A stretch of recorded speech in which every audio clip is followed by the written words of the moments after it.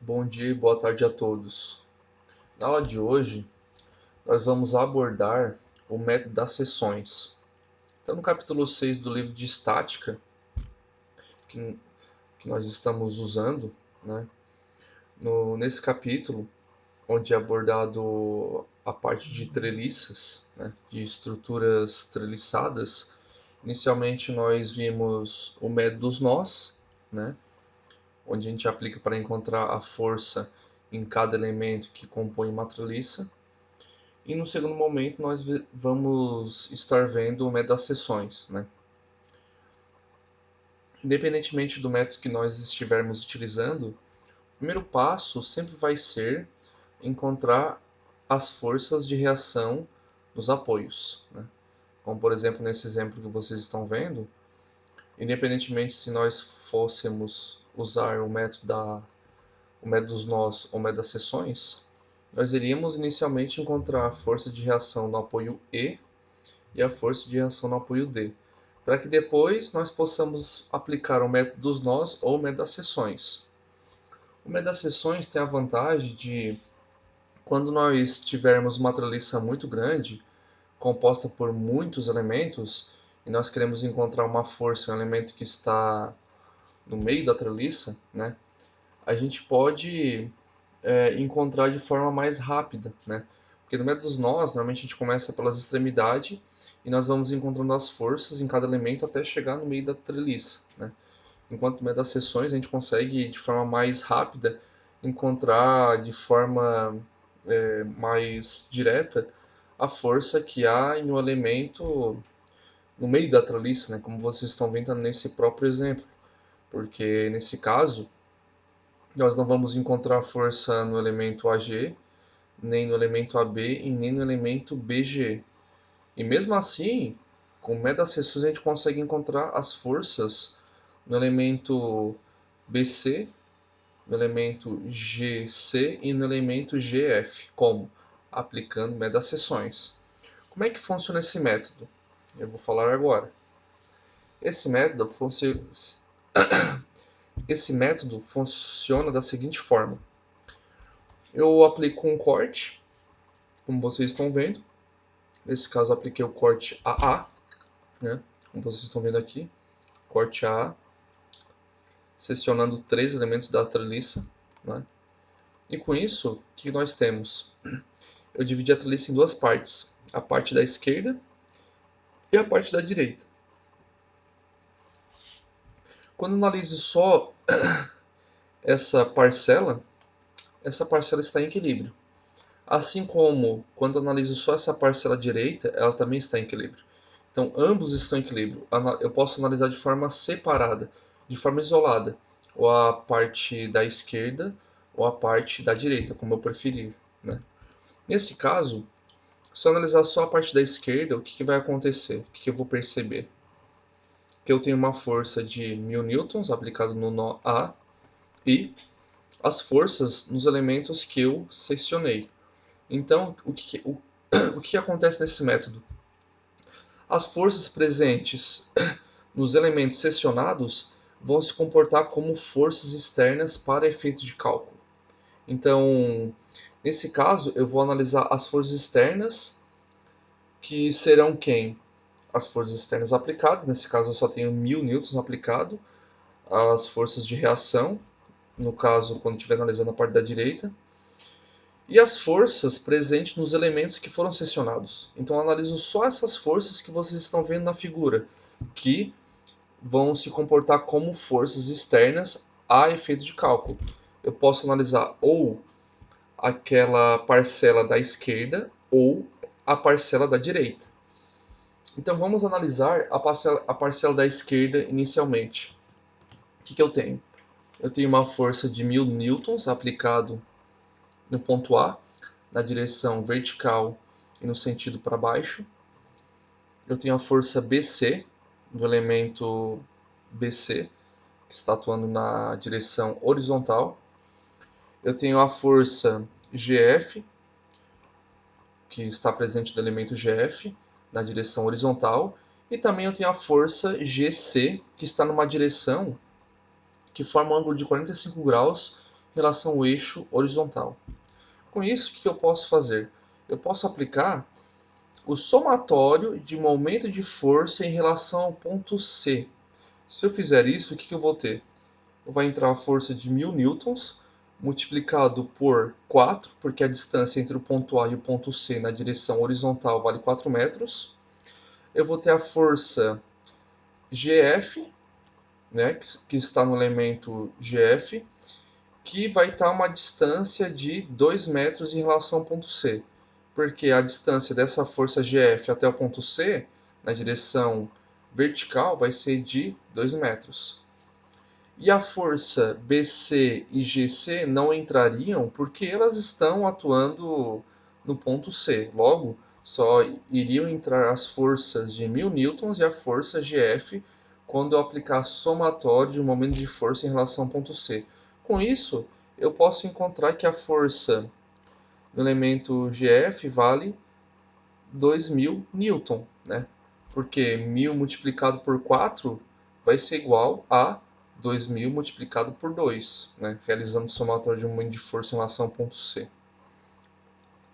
Encontrando a força no elemento GF de 2000 newton, eu posso encontrar as forças nos outros elementos, né?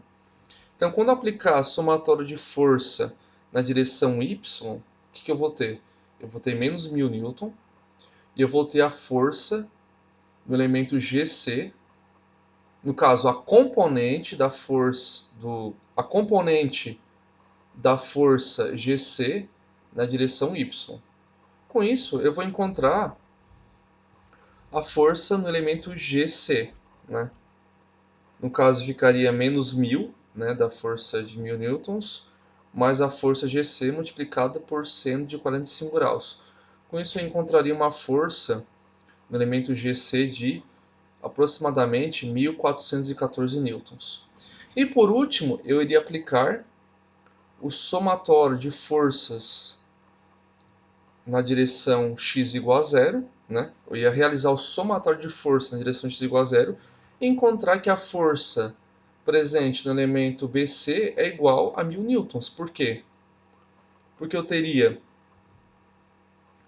em GF eu teria 1000 newtons à esquerda, a componente da força GC na direção x seria 1000 newtons à direita, e com isso eu precisaria ter mais 1000 newtons à direita também, para equilibrar as forças na direção x, ou seja, o somatório das forças na direção x tem que ser igual a zero, né? Então, com isso, eu faço essa análise e descubro as forças nesses três elementos, no elemento BC, no elemento GC e no elemento GF, aplicando o método das seções.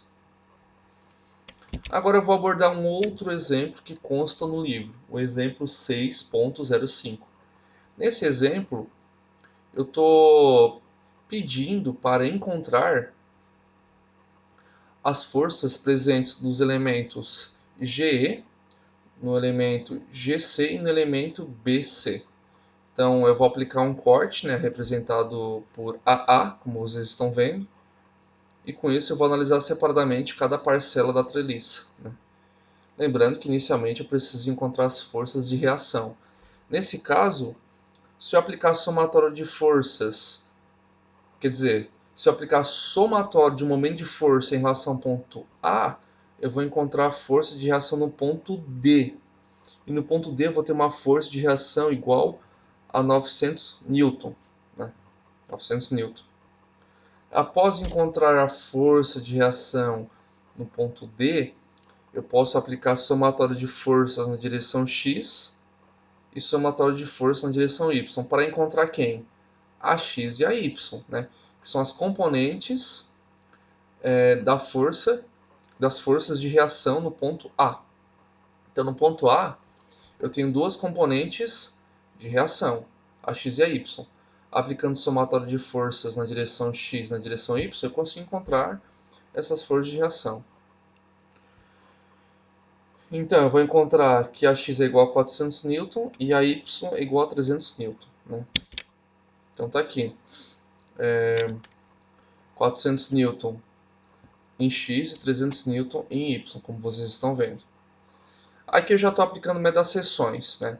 Depois de encontrar as forças de reação no ponto A, eu aplico meta-seções. Então, vejam bem, eu apliquei somatório de momento em relação ao ponto A e encontrei a força de reação no ponto D.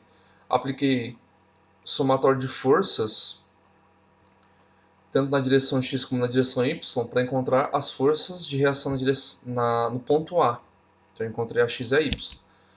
Após encontrar as forças de reação nos apoios, eu vou aplicar o método das seções, como vocês estão vendo, para encontrar as forças presentes nos elementos G, GC e BC, conforme esse exemplo está pedindo, né?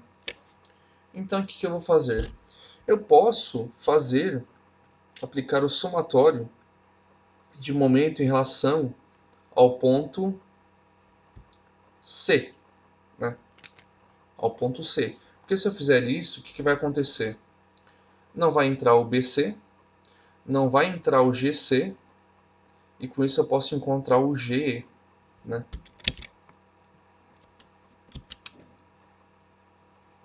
Ou eu também, bom, eu posso começar pelo ponto C ou ponto G, né?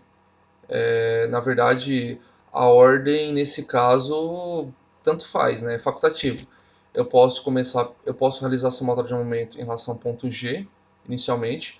Eu posso realizar a somatória de momento em relação ao ponto C inicialmente, depende, né? Porque quando eu fizer a somatória de momento em relação ao ponto G, eu vou encontrar o FBC. E quando eu fizer a somatória de momento em relação ao ponto C, eu vou encontrar o FGE, né? Então é facultativo, né? Eu posso começar tanto pelo ponto C como pelo ponto G, né? Tanto faz. Mas o fato é que, quando eu realizo o somatório de momento em relação ao ponto G, o que vai acontecer?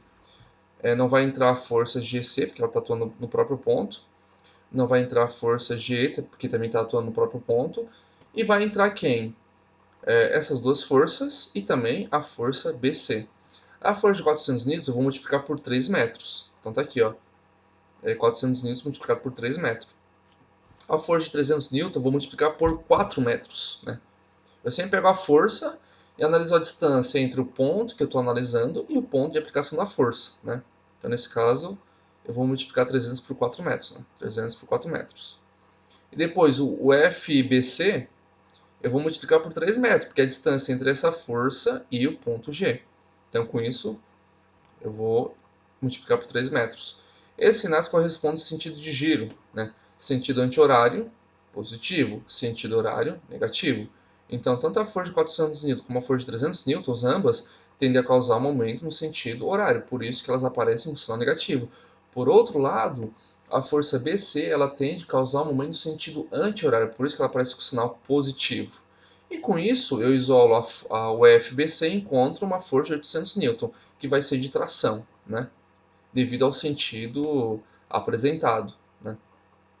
Lembrando que quando a seta estiver para dentro do elemento, eu vou ter uma força de tração, né? Conforme eu já havia mostrado nas aulas anteriores. Depois eu vou realizar a somatória de momento em relação ao ponto C.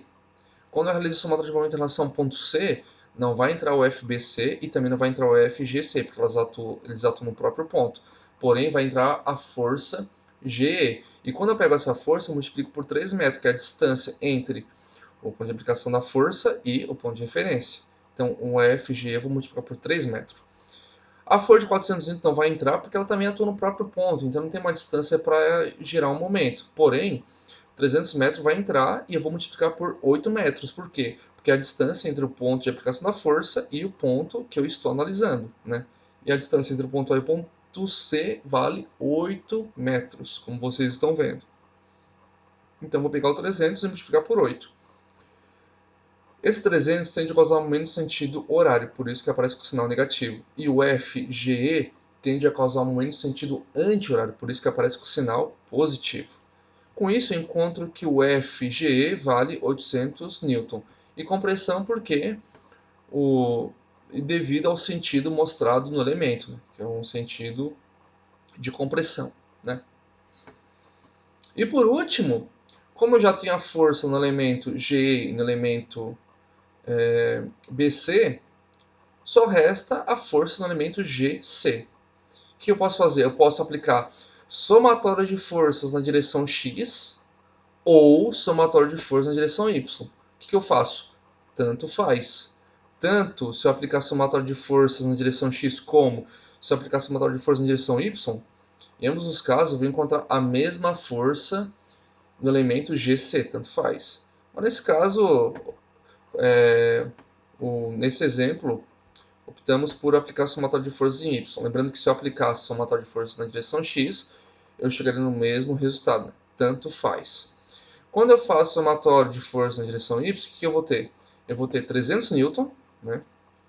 E eu vou ter o FGC na direção X. Ou seja, eu pego o FGC e multiplico por 3 sobre 5 para encontrar a componente dessa força na direção Y. É o que foi feito aqui. FGC multiplicado por 3 quintos, né? Porque automaticamente eu estou encontrando o componente dessa força na direção Y. Com isso, isolando o FGC, eu encontro que o FGC, ou seja, a força no elemento GC, vale 500 newtons. E vai ser uma força de tração, né? Conforme está mostrando o sentido na figura, né?